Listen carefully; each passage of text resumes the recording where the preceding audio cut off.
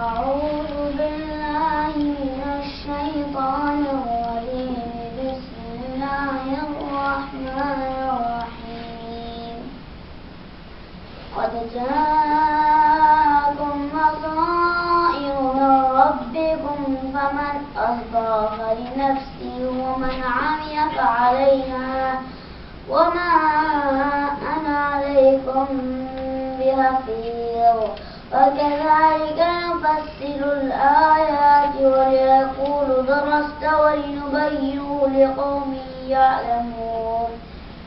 اتبع ما أوحي إليك من ربك لا إله إلا هو وأعرض عن المشركين. ولو شاء الله ما أشركوا وما جعلناك عليهم حفيظا وما أنت عليهم بوكيل.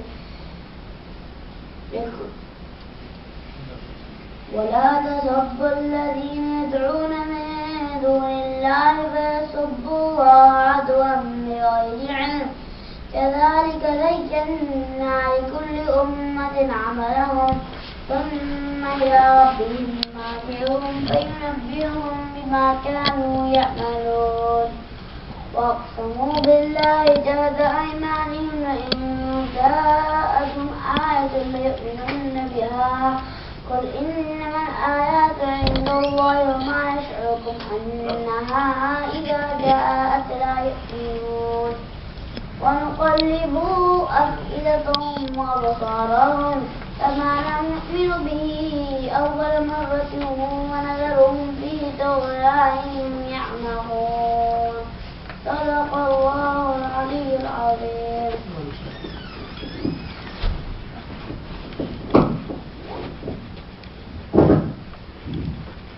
Jazakumullah khair. I just inshallah call the Qari Sahib. Qari Sahib, alhamdulillah, is the best one, the Qari, is alim too. But he has one more quality. He is a very good Naadkhan, he is Nasheed, inshallah. So I request, inshallah, before they start the bayan, is inshallah the Nasheed. Here is everyone is Urdu or English? Urdu is okay? Everyone is okay? Inshallah. That's why Bukhari is more comfortable for Urdu. So inshallah. So inshallah we will start Nasheed first and inshallah after the end. On it. Okay, I explain you. Don't worry. Come here. Any language we speak, message goes through. Intentionally, when we have a true desire, true intention, true determination, never can we stop you for anything. یہ ایک نظم ہے جس میں دنیا و آخرت، دنیا میں ایسے ایسے لوگ پیدا ہوئے جن کے پاس مال و متاع، اسباب، زر، ہر چیز موجود تھی، لیکن وقت آیا تو موت نے اسے بھی نہیں چھوڑا. تو اسی کے سلسلے میں چند اشعار ہے جو بات شروع کرنے سے پہلے میں آپ کی خدمت میں پیش کرنے کی جرأت حاصل کر رہا ہوں. سماعت فرمائیں. فکر عقبا کی کر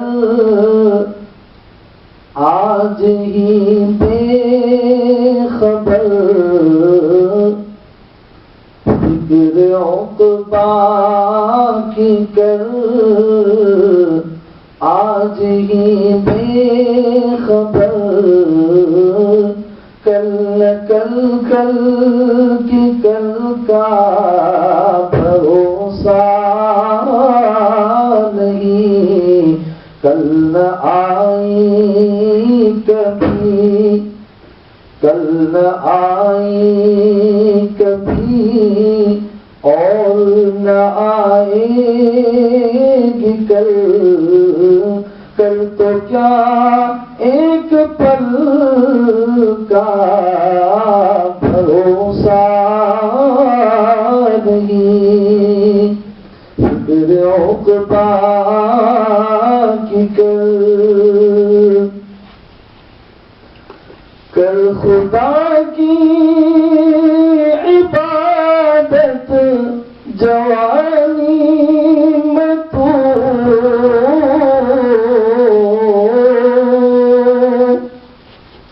کل خدا کی عبادت جوانی میں تو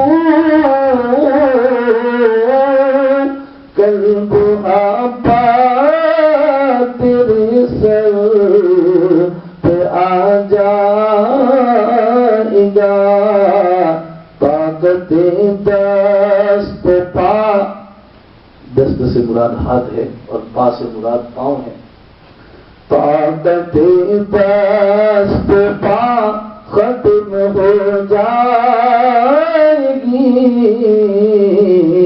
پھر عبادت کا کوئی بھروسہ نہیں، فکر عقبیٰ کی کر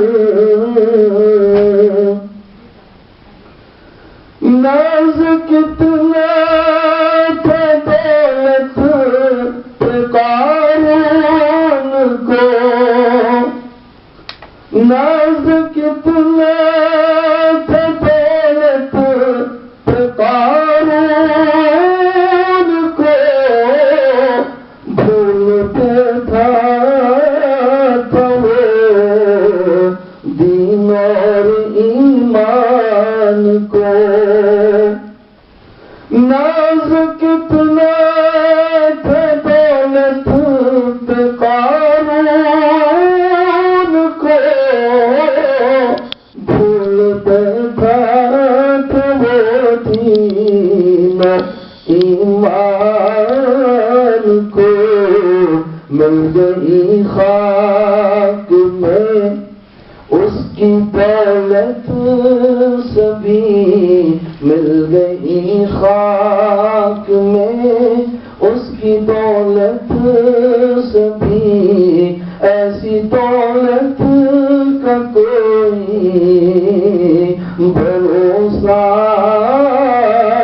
نہیں، فکر عقبیٰ کی کر روح شداد کی جب نکالی گئی، روح شداد کی جب نکالی گئی، شہر باغ ارم کی نوس کو ملی، دنیا میں جیتے جی اس نے جنت کا دعویٰ کیا تھا، مال کے اعتبار سے وہ اتنا بڑا امیر گزرا ہے کہ وہ خود یہ کہتا تھا کہ جنت کیا چیز ہے، اتنی دولت ہے کہ میں جنت تو خود دنیا میں اپنی آنکھوں کے سامنے پیدا کر سکتا ہوں، بنائی اور اتنی بڑی بنائی، اور وہ پھر جب اندر داخل ہونے کی کوشش کر رہا ہے تو موت نے اسے دبوچ لیا، شاید اسی کی طرف نقشہ کر رہا ہے۔ روح شداد کی جب نکالی گئی، شہر باغ ارم کی نہ اس کو ملی، ہاتھ ملتا گیا اور یہ کہتا گیا، ہاتھ ملتا گیا اور یہ کہتا گیا، ایسی جنت کا کوئی بھروسہ نہیں، فکر عقبیٰ کی کر آج ہی بے خبر، کل نہ کل کی کل کا بھروسہ نہیں۔ السلام علیکم، اللہ ہم تمام کو عمل کی توفیق نصیب فرمائے۔ سبحان اللہ، ماشاء اللہ۔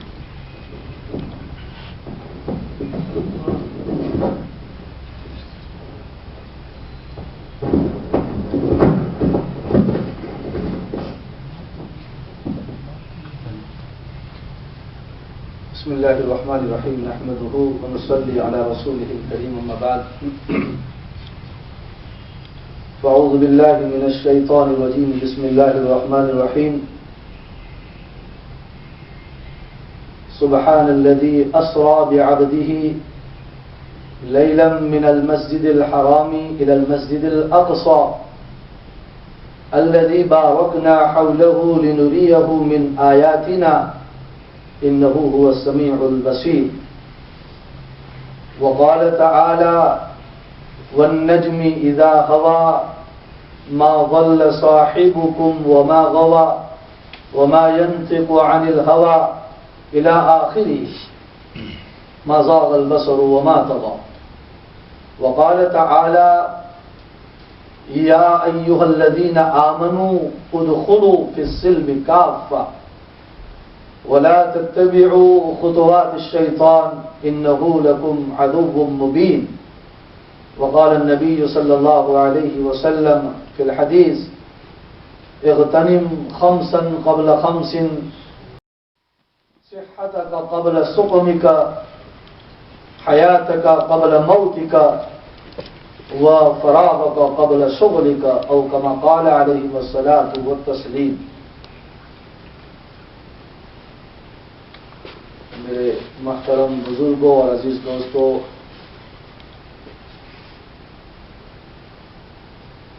I'm very comfortable to speak in Urdu because since I started learning, my mother language is Gujarati and Hindi, and when I went to the madrasa, so I started learning Urdu. So if anybody not understand, feel sorry, I apologize for that. The more comfortable I speak Urdu. Specific mazmoon actually, Brother Zafar Mahmood, mashallah, may Allah give him long life. Actually he spoke to me, Qari Sahab, whenever any language, whatever you comfortable speak. And specific mazmoon, it's very hard to deliver in another language. So feel sorry. قرآن کریم کی 2-4 آیات کریمہ جو تلاوت کی ہے، اس سے پہلے کہ ہم واقعہ معراج کو سمجھیں، نبی علیہ الصلاۃ والتسلیم کے مرتبے اور بلندی کو سمجھیں، کیونکہ سوال ہی یہ ہے کہ آخر نبی علیہ الصلاۃ والتسلیم کو معراج کیوں کروائی گئی؟ حضور صلی اللہ علیہ وسلم کا مقام اور مرتبہ دوسرے نبیوں کے مقابلے میں کتنا بڑا اور بلند ہے، اور جب یہ معراج نصیب ہوئی تو صورتحال کیسی پیش آئی، اور آج کے اس ماڈرن اور ٹیکنالوجی کے زمانے میں ایک انسان، ایک مسلمان کا اپنے اولاد کے معاملے میں کیا رویہ ہونا چاہیے؟ نبی علیہ الصلاۃ والتسلیم سے جڑے شریعت مطہرہ میں سیرت النبی صلی اللہ علیہ وسلم سے جڑے ہوئے ہر پہلوؤں پر ہمیں اور آپ کی اولادوں کو، ہماری اولادوں کو، اس جنریشن کو کس حد تک سمجھنا چاہیے؟ اس سے پہلے کہ ہم اس بات کو سمجھیں، قرآن کریم کی جو آیت کریمہ میں نے اخیر میں تلاوت کی، یا ایھا الذین آمنوا ادخلوا فی السلم کافہ، اس آیت کریمہ کے ترجمے کو دیکھیں، اس کے پیچھے کے سیاق اور سباق کو دیکھیں، اللہ پاک کس ایموشن کے ساتھ، کس ہمدردی کے ساتھ اپنے چاہنے والے اور اپنے ماننے والے کو یہ بات بتانے جا رہے ہیں کہ ایمان اور اسلام میں کس حد تک آپ جائیں. وَلَا تَتَّبِعُوا خُطُوَاتِ الشَّيْطَانِ. اور ایک بات یہاں اور ضرور سمجھیں، قرآن کریم کا یہ انداز ہے، اللہ پاک جہاں کہیں بھی بلائی، بہتری اور ہمدردی کا اظہار کرتا ہے اپنے ماننے والوں پر، اپنے چاہنے والوں پر، آپ کسی بھی آیات کریمہ کو اٹھائیں، جہاں جہاں پر ایمان اور اسلام والوں کو اس کے لقب کے ساتھ خطاب کیا گیا ہے. اب آنے والا ٹاپک، آنے والے مضامین کو پڑھیں، اس میں ہماری اور آپ کے لیے بہتری اور بھلائی کی باتیں ہوں گی. اے میرے ماننے والوں، اس کی مثال آپ یوں سمجھیں کہ اللہ اپنے بندوں سے کتنا محبت کرتا ہے. حضرت مفتی شفیع صاحب نور اللہ مرقدہ آج پاکستان میں جسٹس تقی عثمانی جو ہیں، اللہ پاک ان کی عمر میں برکت نصیب فرمائے، عالم اسلام کے بہت بڑے اوتھینٹک مفتیوں میں سے ایک مفتی ہیں، جن کی لکیر اور جن کا اوپینین آج پتھر کی لکیر ہے. ان کے والد محترم جنہوں نے معارف القرآن 8 جلدوں میں لکھی ہے، ان کے بارے میں یہ کتابوں میں یہ ملتا ہے کہ علامہ شبیر احمد عثمانی رحمت اللہ علیہ، جن کو ایک زمانے میں دنیا میں لسان دیوبند کوئی کہا کرتا تھا، لرننگ اور اکمپلشمنٹ میں ان کے ایک ڈیپ نالج کی بنیاد پر دنیا ان کو علامہ سے پکارا کرتی تھی. جس جگہ پر حضرت کا قدم گرتا تھا وہاں علم کی شعاعیں اور وہ ڈبیٹ کے عالم میں، ڈبیٹ کے معاملے میں ان کا ثانی اس زمانے میں ہمیں کوئی نظر نہیں آتا تھا. وہ خود اپنی بات لکھتے ہیں کہ میں حضرت مفتی شفیع صاحب نور اللہ مرقدہ کے یہاں بار بار جاتا تھا. اس جانے کی 2 وجوہات تھی. ایک یہ تھی کہ مجھے حضرت مفتی شفیع صاحب نور اللہ مرقدہ سے محبت تھی، اور دوسری یہ وجہ تھی کہ ان کی والدہ محترمہ اس وقت حیات تھی، جو دنیا میں جہاں کہیں بھی کسی بھی پلیٹ فارم پر اگر میں پہنچتا تو کوئی مجھے علامہ، شیخ الاسلام اور جو بھی لقب ہوا کرتے تھے مجھے لوگ پکارا کرتے، لیکن وہ محبت، وہ انسیت اور وہ پیار اور وہ لو مجھے ان لفظوں میں، ان لیبلوں میں نظر نہیں آتا تھا. جو خوشی میں حضرت کے یہاں پہنچتا تھا، ان کی والدہ مجھے ہمیشہ، یہی ایک عورت تھی جو ہمیشہ مجھے جب بھی میں پہنچتا تو کہتی تھی بیٹے خوشی بخش خوشی گھر میں چلے آؤ. وہ مجھے بیٹا کہہ کر پکارا کرتی تھی. زمانے میں لوگ مجھے علامہ کہتے تھے کیونکہ میری والدہ محترمہ کا تو انتقال ہو چکا تھا. انسان ماں باپ کی قدر نہیں کرتا. اس کی قدردانی انسان کو اس وقت ہوتی ہے جب وہ ایسے لفظوں کو سننے کے لیے ترستا ہے. دنیا میں 2 ہی انسان ایسے ہیں کہ جو اپنوں سے زیادہ سامنے والے کا بہتر سوچتے ہیں. کبھی ایک استاد ہے جس نے اپنے شاگردوں کے معاملے میں اپنے سے بہتر سوچا ہے، کبھی برا نہیں سوچا. جو علم، جو باتیں وہ اپنے اساتذاؤں سے پڑھ کر آئے ہیں، ہمیشہ ان کی یہ کوشش رہتی ہے کہ میں جو باتیں میرے اساتذاؤں سے سمجھا ہوں میں اس سے کئی گنا زیادہ میرے شاگردوں کی جھولی میں ڈالوں. ایک ماں باپ ہیں جو کبھی بھی کنجوسی نہیں کرتے. وہ ہمیشہ یہ سوچتے ہیں کہ جتنا میں کمایا ہوں، جتنا جد و جہد سے میں پایا ہوں، اس سے کئی گنا زیادہ میں اپنی اولاد کی جھولی میں چھوڑ کے جاؤں. حضرت فرماتے ہیں کہ میری والدہ محترمہ کا تو انتقال ہو گیا تھا، اور مشکل سے انسان ایسے لفظوں کو سنتا ہے. دنیا میں یہی ایک عورت تھی، جب کبھی بھی میں اس کے گھر پہنچتا تو مجھے یہ کہتی تھی بیٹے خوشی بخوشی گھر پہ چلے آؤ، خوشی بخوشی آؤ. اور وہ میرے لیے دعائیں کیا کرتی تھی. تو کہتے تھے میں ایسے لفظ کو سننے کے لیے بار بار ان کے مقامات پر ان کے گھر پہ جاتا تھا. ٹھیک اسی طرح اچھا ایک ہے کہ ماں باپ اپنے بچے کو اس کا نام لے کر پکاریں، عبد الرحمان، عبداللہ، یا جو بھی نام ماں باپ نے اس کے لیے رکھا ہے اس کے نام کے ساتھ اس کو پکاریں. اور ایک یہ ہے کہ ماں باپ اس کو اس انٹیمیٹ ریلیشن کا واسطہ دے کر پکاریں جو ان بٹوین ان کے ساتھ ریلیشن شپ ہے. میرے بیٹے، ایک مرتبہ نبی کریم صلی اللہ علیہ وسلم کی محفل مبارک میں ایک صحابی رسول صلی اللہ علیہ وسلم آئے. میں معراج کے متعلق وہ باتیں عرض کرنے سے پہلے ایک مقدمے کے طور پر یہ باتیں ضروری سمجھتا ہوں کہ ہم نے ہماری اولادوں کے لیے کیا سوچا ہے, ان کے لیے میراث کے طور پر ہم نے کیا چھوڑا ہے, کتنی امپورٹنٹ ہے یہ باتیں, کتنا ضروری ہے ان آدھونک اور ٹیکنالوجی کے زمانے میں نبی کریم صلی اللہ علیہ وسلم کی سنتیں, ان کے افعال, ان کے احوال, ان کے اقوال, ان سے جڑی ہوئی ہر باتیں اور ہر پہلوؤں پر ہماری اولادوں کو بتانا کتنا ضروری اور امپورٹنٹ بن چکا ہے.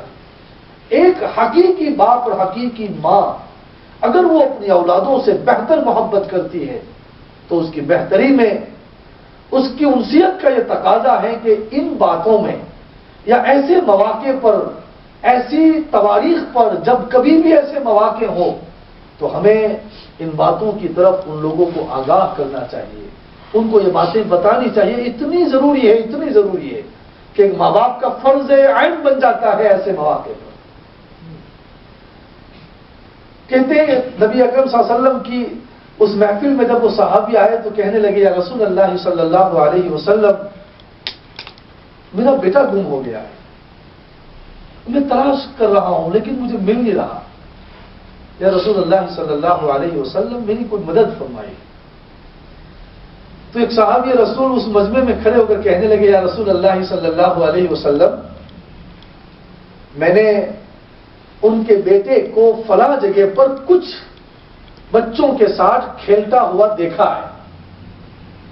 اب جیسے ہی اس صحابی کی زبان سے وہ جملے نکلنے تھے کہ یہ صحابی فوراً دوڑنے لگے, تو نبی اکرم صلی اللہ علیہ وسلم نے ان کو وہیں پر اسٹاپ کیا اور فرمایا بھائی اب تک تو تم شکایت کر رہے تھے, تم پوچھ رہے تھے, جب تم جا رہے ہو کچھ نصیحت سو رہے تھے. بخاری شریف کی روایت ہے کہ میں سویا ہوا تھا, جبرائیل علیہ الصلوۃ والسلام آئے. دیکھیں دو باتیں ہیں, معراج اور اسراء. اسراء یہ بیت اللہ سے مسجد اقصی تک کا سفر جس کو اسراء کہتے ہیں, اور معراج یہ عروج سے مشتق ہے, عربی گرامر کے حساب سے بلندی اور اوپر جانے کو کہتے ہیں. اور چونکہ نبی کریم صلی اللہ علیہ وسلم نے مسجد اقصی سے جو 7 آسمانوں کی بلندی کی سیر کی ہے, اس لیے اس واقعے کو معراج سے تعبیر کیا گیا. رات میں نبی اکرم صلی اللہ علیہ وسلم کے پاس جبرائیل آئے اور فرمانے لگے یا رسول اللہ صلی اللہ علیہ وسلم, آپ کو آپ کے خدا نے یاد کیا ہے. حضور کو بیدار کیا. ابھی پورے مکمل طور پر وہ بیدار بھی ہونے نہیں پائے تھے,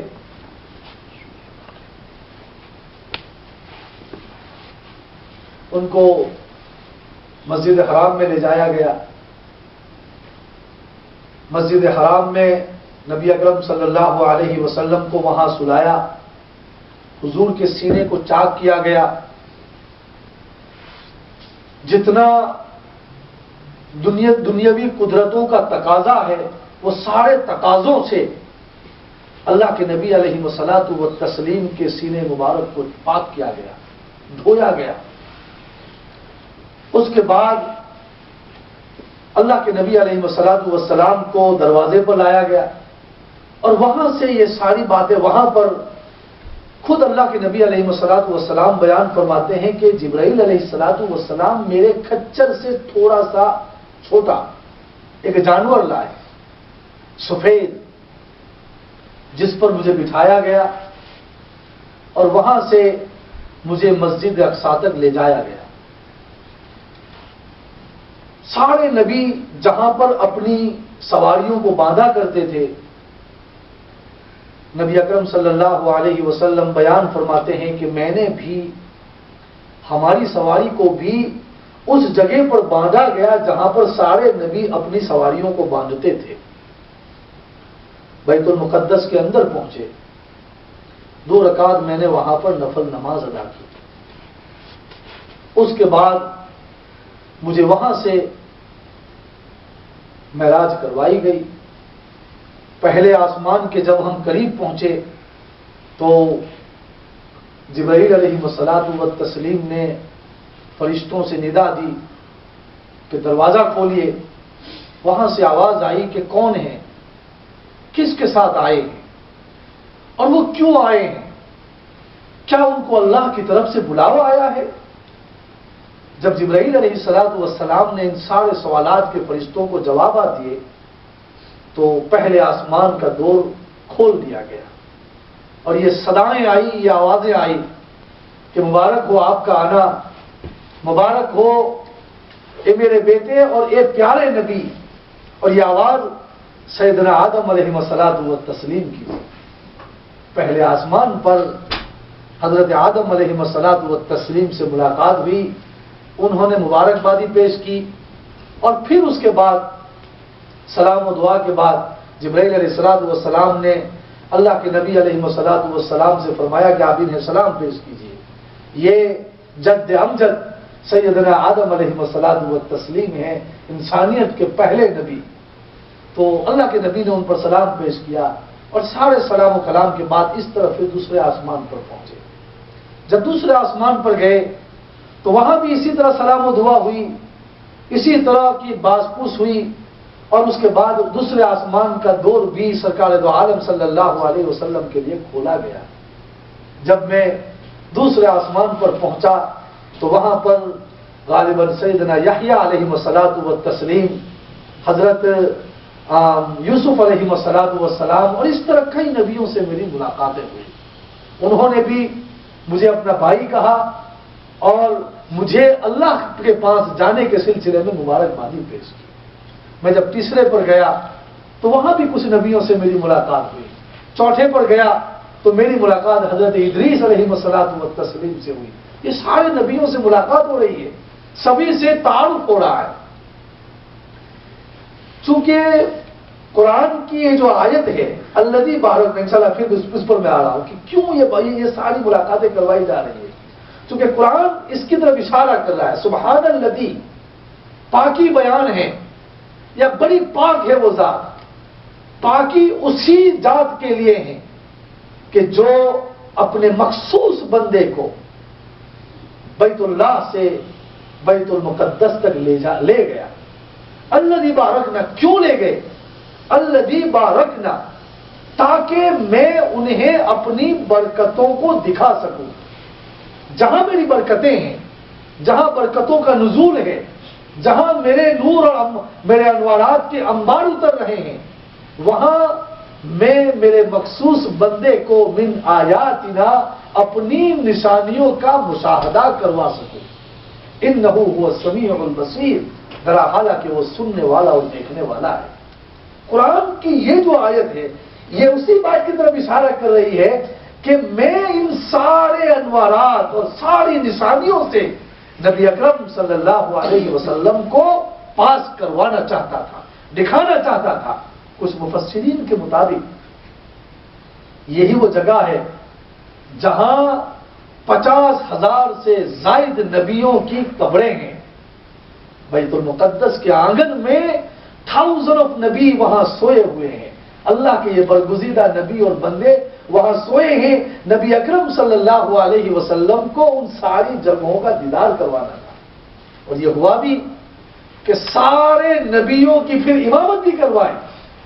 انبیاؤں کا امام بھی مجھے بنانا تھا. وہاں میری نشانیاں, میں اتنے بڑے بڑے نبی, اتنے بڑے بڑے اعجاز والی انسانیت, وہاں پر ان کا ایک جماوڑا پڑا ہے اور ان نبیوں پر تجھے سرداری ادا کرنی تھی تاکہ میں اپنی نشانیاں تجھے دکھا سکوں کہ میرا تیرے ساتھ کس قدر سلوک ہونے جا رہا ہے. میں تجھے جو ذمہ داری دینے جا رہا ہوں, تیری امت پر جو ذمہ داری اتارنے جا رہا ہوں وہ کتنی بڑی ہوگی. یہ ساری چیزوں سے پاس کروانا تھا. چوتھے پر گئے حضرت ادریس سے ملاقات ہوئی.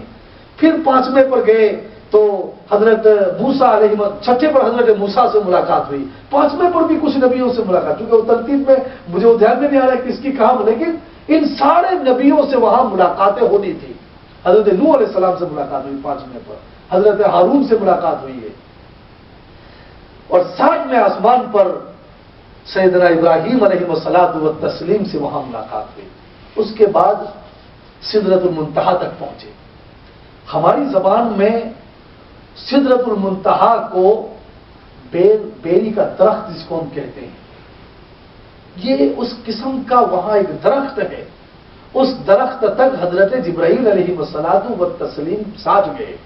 اس کے بعد نبی اکرم صلی اللہ علیہ وسلم کو وہاں چھوڑ دیا، اور امام شیخ سعدی رحمۃ اللہ علیہ نے عجیب نقشہ کھینچا ہے حضور صلی اللہ علیہ وسلم کی اس شان کے معاملے میں کہ جبرائیل نے وہاں فرمایا کہ نبی اب آگے جائیں، اس کے سوا اے نبی میں یہاں چھوڑ رہا ہوں، میری یہ جرت نہیں ہوتی کہ میں اس سے آگے بڑھ سکوں. اے محبوب خدا سوا آپ کے اس کے آگے جو جائے گا جل جائے گا. میری یہ جرت نہیں ہوتی، میں جل جاؤں گا سوائے آپ کے. یہ آپ ہی کی ہمت ہوگی اور یہ آپ ہی کے پاس وہ اعجاز ہے کہ اس سے آگے بڑھ سکے. اور اس کے بعد پھر جو بھی ہوا ایک نور تھا اور میں نے خدا کا دیدار کیا. اور لوگ بہت کچھ باتیں اس سلسلے میں لکھتے ہیں. آج ہمیں اختلافات میں جانے کی ضرورت نہیں ہے، ہمیں مسائلوں میں الجھنے کی ضرورت نہیں ہے، نہ ہمیں اپنی اولادوں کو یہ باتیں بتانی ہیں. بہرحال ما زاغ البصر وما طغى ایک نور ہے، اور وہ نور ایسا ہے کہ دنیاوی کیفیت اور دنیاوی حیت اور دنیا کی کوئی بھی حقیقت اس کو اس کیفیت کو زبان سے بیان نہیں کر سکتی. اور اس کی طرف یہ اس بات کی طرف اشارہ کر رہا ہے کہ وہاں میں نے خدا کا دیدار کیا، اور جس کا اظہار، جس کی کیفیت اور جو مشاہدہ میں نے وہاں کیا ہے اس کا اظہار میں اپنی زبان حال سے دنیا میں کر نہیں سکتا. وہ کون ہے، کیا ہے؟ وہ ایک نور ہے جس کا احاطہ نہ عقلیں کر سکتی ہے، نہ تصور اس کی طرف جا سکتا ہے، نہ اس کا بیان دنیا کی زبان اور کوئی کیفیت اس کو بیان کر سکتی ہے. وہ ایک نور ہے. بہرحال پھر جب وہ واپس لوٹے ہیں، اچھا ایک بات اور مفسرین لکھتے ہیں، ہم التحیات پڑھتے ہیں نماز میں، ہم کیا پڑھیں؟ دیکھیں ایک اس بات کی ضرورت ہے کہ نمازوں میں اتنی جو چیزیں پڑھی جاتی ہے کم از کم اس کا ترجمہ ہم یاد کریں. جو آج میں اور آپ ایک زبان کے لوگ بیٹھے ہیں تو مجھے خود کہنے میں کمفرٹیبل محسوس ہوتا ہے، آپ کو سننے میں لذت محسوس ہوتی ہوگی کہ اپنی زبان میں کوئی بندہ بیان کر رہا ہے. ایک بندہ اپنی بات کو اپنی زبان میں رکھے اور ایک بندہ کسی اور کی زبان میں رکھنے، زمین اور آسمان کا فرق ہے. وہ ایموشن، وہ کنوینئنس اسے اس زبانوں میں آ ہی نہیں سکتا جس زبان سے وہ ناواقف ہے. عربی ہم نہیں جانتے. دنیا میں کم از کم 3 زبانیں اپنے اولادوں کو سکھاؤ جہاں سے ہم بلونگ کرتے ہیں. وہ فرق کرنا چاہتا ہے کہ کسی قسم کی کجی نہ آنے پائیں، کسی قسم کا خیال تصور نہ آنے پائیں. اس لیے کہ مفسرین لکھتے ہیں کہ معراج کا واقعہ یہ ایمان، اسلام اور کفر سے متعلق ہے. جس نے ایکسپٹ کیا وہ مومن سمجھا گیا، اور جس نے انکار کیا وہ اندھے در وہ کافروں کی فہرست میں.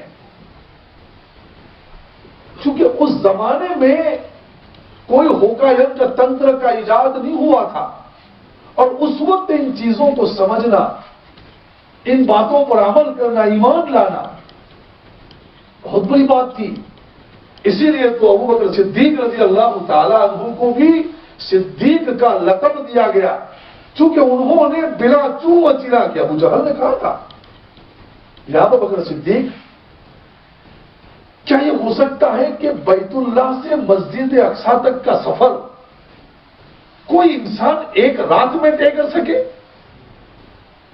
تو ہونے سے رہا ایک رات. تو کیا اس وقت تو اونٹوں کا زمانہ تھا، چلنے کے معاملے تو چلنے کی بات تو دور رہی، اونٹوں پر بیٹھ کر بھی کوئی مہینوں میں بھی طے نہیں کر سکتا. اس کے لیے ایک وقت درکار ہے. کہا یہ بات آپ صحیح کہہ رہے ہیں؟ آپ اس بات کو سمجھتے ہیں کہ بیت اللہ سے مسجد اقصی تک کا سفر ایک رات میں کوئی طے نہیں کر سکتا؟ کہا بالکل نہیں طے کر سکتا. کہا یہ آپ کا دوست محمد بن عبداللہ کہہ رہا ہے. کہ نہ صرف بیت اللہ سے اقصی تک کے جانے کی بات کر رہا ہے، وہ تو مسجد اقصی سے 7 آسمان کی سیر کی بات کر رہا ہے۔ کہا صحیح میں اگر محمد بن عبداللہ نے یہ بات کہی ہے؟ کہا وہی ایک بات کہہ رہے ہیں۔ کہا صدقت، اگر وہ یہ بات کہہ رہا ہے تو خدا پاک کی قسم جس کے قبضے قدرت میں محمد کی جان ہے، وہ صحیح کہہ رہا ہے، اس نے سفر طے کیا ہے۔ دیکھیے بلا چوں و چرا کے دل و دماغ پر نبی اکرم صلی اللہ علیہ وسلم کی وہ باتیں اور محبت اس قدر چھائی تھی صحاباؤں میں، وہ ہوکا ینتر تنتر منتر کی طرف نہیں گئے۔ چونکہ معراج کو کچھ مفسرین نے زینا سے بھی تعبیر کیا ہے، سیڑھیوں سے۔ اس وقت ٹیلی ویژن کا زمانہ تو تھا نہیں، وہی آئی تو وہی کس نے سنی؟ محمد رسول اللہ صلی اللہ علیہ وسلم کی یہ باتیں ہیں یا اللہ کی باتیں ہیں؟ یہ تو انصاف کا تقاضا ہے نبی اکرم صلی اللہ علیہ وسلم کا، کہ جنہوں نے اپنی بات کو اپنی بات کی کیٹیگری میں رکھا، حدیث کی کیٹیگری میں رکھا، اور جو خدا کی باتیں تھیں اس کو قرآن کی کیٹیگری میں رکھا۔ وہ چاہتا تو اپنی باتوں کو بھی قرآن کہہ سکتا تھا۔ ابو بکر صدیق رضی اللہ تعالیٰ عنہ نے فرمایا اگر نبی اکرم صلی اللہ علیہ وسلم یہ بات کر رہے ہیں تو وہ صحیح کر رہے ہیں، اس میں کسی قسم کی کجی اور کوئی قسم کا تصور کی گنجائش نہیں ہے۔ اس لیے اس زمانے میں معراج کے واقعے کو ایمان اور کفر کے بیچ میں ایک بہت بڑی کھائی سمجھی گئی۔ جو اس پر ایمان لایا وہ مومن ہے، اور جس نے اس کا انکار کیا وہ کافر ہے۔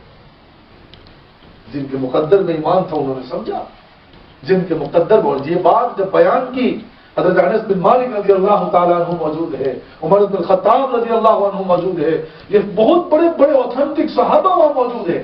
تقریباً کم و بیش 45 صحاباؤں کی زبان سے معراج کے سلسلے میں بات وارد ہوئی ہے، کوئی 1-2 صحابی نقل نہیں کر رہے۔ اور یہ تو بخاری شریف کتاب المعارج میں یہ بات نقل ہوئی ہے، معراج کا واقعہ بخاری شریف میں کتاب المعارج میں نقل کیا گیا ہے۔ اور دیکھیں اس زمانے کی بات ہے، آج تک بہت ساری باتیں ایسی ہیں جو سائنس آج اس کو پروف کر رہی ہے۔ کئی سبح للہ ما فی السماوات وما فی الارض، مخلوقات کا وجود دوسرے ستاروں پر بھی ہے۔ یہ کس نے سمجھا، کس نے بتایا؟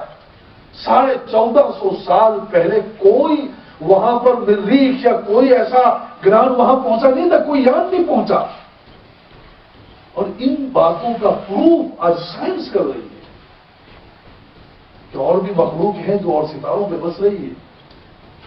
اب یہ تو 1450 سال پہلے قرآن کہہ رہا ہے سبح للہ ما فی السماوات وما فی الارض، آسمانوں والی مخلوق اور زمین والی مخلوق اللہ کی تسبیح بیان کرتی ہے۔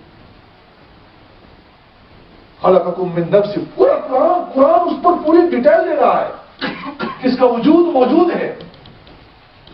بہرحال بات بھی لمبی ہو جائے، یہ باتیں آج ہمیں اپنی اولادوں کو بتانے کی ضرورت ہے۔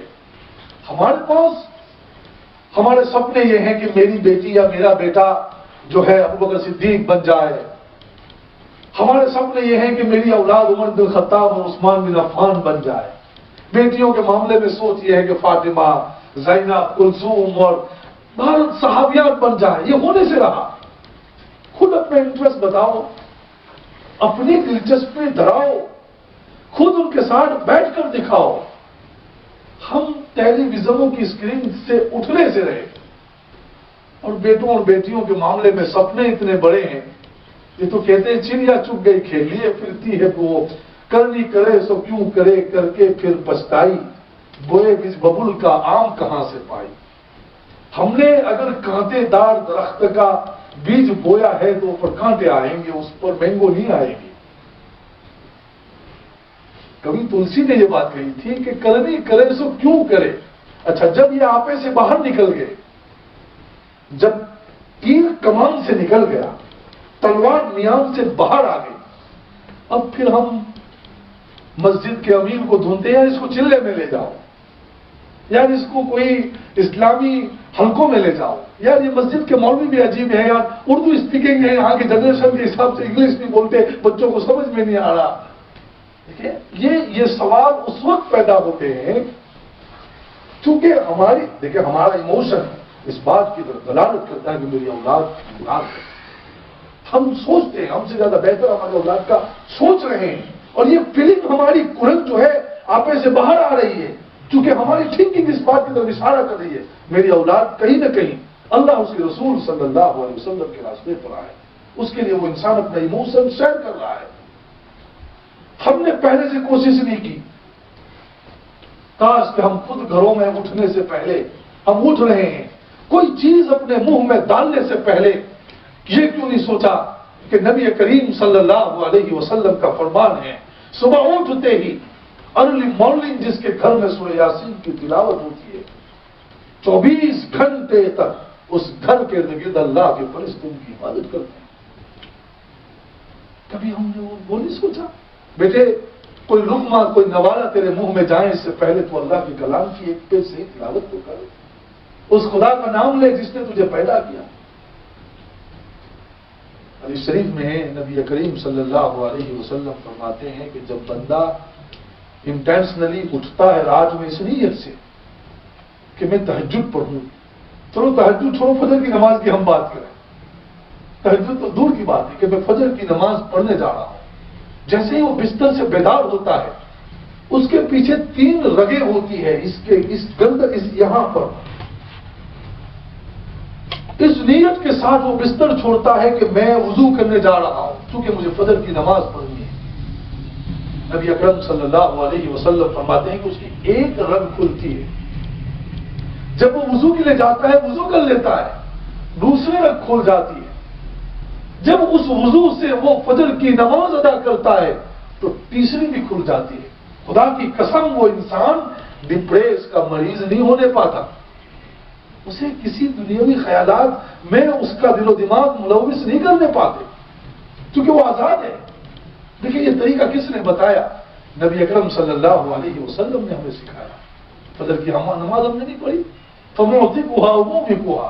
حدیث شریف کے لفظ ہے یا تو وہ آزاد کر لیتا ہے اپنے آپ کو یا تو وہ کسی بڑی ہستی کی گرفت میں اپنے آپ کو دے دیتا ہے. اب حالت یہ ہے کہ ہم نے بچوں کے معاملے میں کبھی یہ سوچا نہیں، اور صحیح ماں باپ اور صحیح گائیڈر وہی ہے جو اپنے اولاد کا بہتر فیوچر سوچتا ہے.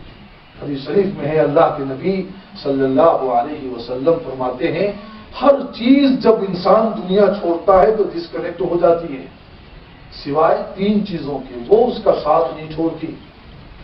انسان کے اپنے اچھے اعمال، نمبر 2 اچھے کام جو اس نے دنیا میں ایصال ثواب کے طور پر کروائے ہیں جو اس کے مرنے کے بعد اس کی مغفرت کا ذریعہ بنے، اور تیسرا اچھی اور نیک اولاد جو اس کے جانے کے بعد وہ خود بھی نیک اور دیندار رہیں اور ان کے حق میں وہ ایصال ثواب پہنچانے کا ذریعہ بنے.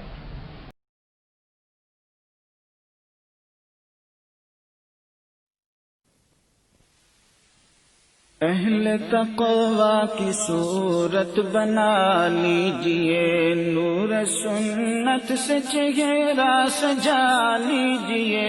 اہل تقوی کی صورت بنا لیجئے، روز محشر شفا